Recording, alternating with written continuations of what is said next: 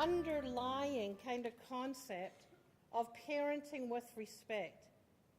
If you stop and think about it, if I stop and think about it, the way to do it is like this Halton police, is give respect, get respect. And there are, if you're an authoritarian brick wall family, you say, I get respect because I'm the boss. If you're a permissive jellyfish family, you say, oh, please, I want your respect so much, please. If you're an authoritative or a backbone family, you teach respect by demonstrating and modeling the respectful relationship. And that means letting them voice when they're not very happy about your decisions. Now, you have the rules about how voicing displeasure is allowed in your family. You know, if you're a non-cursing family, then that's your rule. Never disrespectful, though. That can never be a rule, that you can insult or others. So when there are rules and monitoring about behaviour, kids do far, far better. But if the rules are such that you're trying to force them to believe something that you believe that they don't. So one of the early learnings for me, and this happened when my daughter was involved with some people who were very much into the drama situation in high school. They were into all kinds of different alternative kinds of activities. I'm not going to say any more. And my daughter, Kathleen, was very distressed that I would be judging her friends by the way they wore their clothes, or, you know, they're up until 3 o'clock, 4 o'clock in the morning discussing who knows what. And she thought that I was being disrespectful of her friends because of the way they were. I was not. What I was trying to communicate was it was more the types of behaviours that were risk behaviours. But the way she read it, she was hearing that I was not respecting her friends' beliefs. So we have to be very careful and make sure that what they are hearing is what we are seeing. So, you know, I'll tell you what I'm seeing, you tell me if I'm blind. Right? We always have to be doing that back and forth with our kids. So don't engage in power struggles that are about how to think and who is right. It's not about how to think and who is right. You want to know what is it that you're thinking and where are you coming from. Help me understand what it is that you're thinking. Focus on the important issues of health and safety. Unless their room is about to be public health rated, a tidy room in the adolescent years is an anomaly. It's a sign of obsessive compulsive disorder. Not really. But you know, the room is way, way less significant. Way, way less. The dishwasher is way, way less significant than what are you going to do at 3 o'clock in the morning when nobody at the party is sober except you. Model the language and tone of voice you expect from your teen. Now, they're going to hear more anger in your voice because of their developing brain. They're going to say, I don't want to talk to you because you're yelling all the time. Be aware of that. Be aware that as your reactivity, they are picking up. Stay calm and remember you are, now there isn't a supposed to be, in charge. You are in charge. You are the adult. But stay calm. And what does that mean? I am not very good at that. As you can see, I'm a pretty intense person. Can you tell?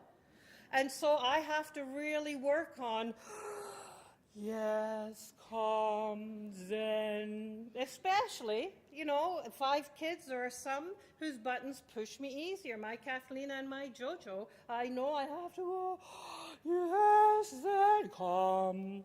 So, stay calm. Remember, you are in charge. Avoid conflict when you're pressed for time. Oh, my God. Why isn't there a little chip that this gets programmed in? Like, when are the biggest conflicts? Just as you're going out the door. Oh, by the way, Mum, I have my first boyfriend. Avoid conflicts when you're pressed for time. What does it say? I really want to hear what you have to say, but we're leaving now. We've got this. We're going for this. Yeah, but Mum, I really know this is important to you. I really want to hear it, but we're on our way out the door. Let's make sure as soon as but you'll forget. No, you will remind me. as soon as we come in. Be realistic. They don't have the skills and experience. They don't have the skills and experience in dealing with disagreements. That is why we have to model. And so here's a model for solving problems together. Oh, that was, don't forget your sense of humor at the end. That I almost forgot.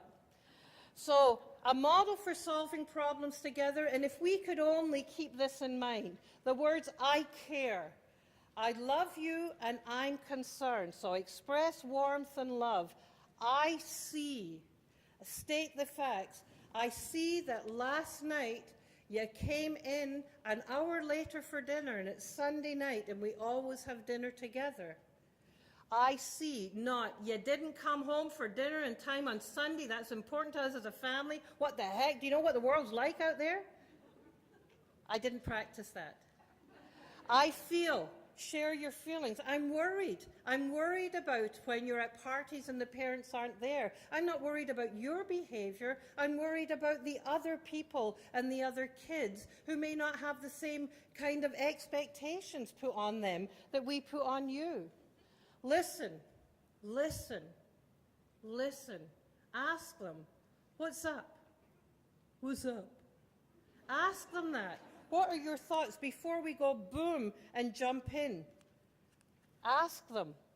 I want, so state a plan of action. Okay, so I hear you really want to go to this concert at Mossport. I hear you want to go and do that. Tell me what your plan is. Where are you going? Who's driving? How many in the car? I want you to tell me, and now I want you to tell me what are you going to do with these concerns that I have. I will. Say what it is that you're going to be able to do. Say what it is that you're going to be able to do. So this is really, really what we need to be doing. And one of the common complaints is, all right, so I'm doing all the things about conflict. I'm doing all the I messages, but my teen just won't talk to me. What will I do if my teen just doesn't talk to me? Well, first of all, remember that this is a very, very confusing time in kids' lives. They're changing from being just a little free kids to who am I? Who's looking at me? Who's thinking about me? What am I going to be like? Should I be smart or should I be dumb? Should I like music, or is that not cool? So they are going through a whole lot, and so they're going to be thinking and having private, keeping thoughts and feelings to themselves. So don't make a big deal of tell me what you're feeling and thinking, but have the common drip, drip, drip of your everyday existence be one where you're there for them. So you have time when it's just them. You have all heard about driving in the car. You know, it's an in, they can't get out, off you go. But driving in the car one-on-one, just finding time to do that. And again, listen, listen. Don't interrupt. We are so good at parents as solving their problems, right? We want to give them the answer. Sometimes they don't need the answer from us. They need us just to do the therapeutic grunt. Uh-huh. Oh, yeah. Right? We want to fix. They need to learn how to fix. Right? We want to fix, but they need to learn how to fix. Be available. You can always talk to me when you're ready. No, I'm here no matter what. And your little introverts are going to come up at 12 o'clock at night. Mom, Dad, can I talk to you now? And that's when us extroverts are exhausted. Oh my God. But you want to give them, open the conversation by asking, tell me about, what do you think? How would you do that? You feel like talking? So you see, it's a shift for some, it's not a shift for many. But really the key is be available when they want to talk and learn how to keep your mouth quiet and learn to listen. So as I'm finishing then, I want to tell you a tale. And you can see, I hope, from the conversation that I'm having this way with you, that thinking about parenting and being the best parent I can be is a passion for me. I work on it every day, all the time. And, you know, one of the things that I worry about is What is it that we're feeding our kids? What is it that the media is feeding our kids? What is it that the other parents, and when my kids were little, the teachers would say, "Oh well, you're not like other parents," and my kids say, "Oh, Mum, you're different than others." I'm not. We're not. You're not. We have some values. We have some genuine feelings about how our kids can do well. And as long as you are thinking about how can I be a positive parent, how can I feed them, the things that are going to help them learn and help them grow, that can help them learn and help them grow to be the best that they can be. If we're thinking that we need to mold them into be obedient, into being smart, into doing school well, if we're thinking that we need to mold them like that, then our view of them is that they're empty vessels and we know better, right? And we can stuff everything in to make them right. Well, that's not going to work, particularly in the teen years.